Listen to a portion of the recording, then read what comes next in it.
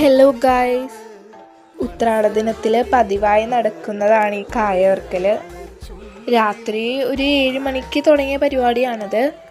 ഇത് മൊത്തം തീർന്നപ്പോൾ 11:45. ഇത് കഴിഞ്ഞ് ഉപ്പും മഞ്ഞപ്പൊടിയും കലക്കിയ വെള്ളം കായ വറുക്കുന്നതിൻ്റെ ഇടയിൽ ഇട്ട് കൊടുക്കാറുണ്ട്.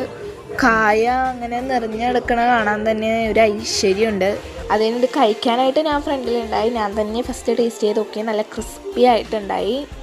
അത് കഴിഞ്ഞ് വിശന്നപ്പോൾ ഒരു മാഗി അങ്ങ് ഉണ്ടാക്കി.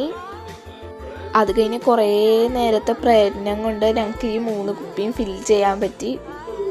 പിറ്റേ ദിവസം രാവിലെ തിരുവോണത്തിന് വീടൊക്കെ നല്ലതായിട്ടൊരുക്കി. പൂക്കള മത്സരം ഉള്ളതുകൊണ്ട് നല്ല അടിപൊളി പൂക്കളം ഇട്ട്. നിങ്ങളിതിൻ്റെ മാർക്കൊന്ന് പറയണേ കമൻറ്റായിട്ട്.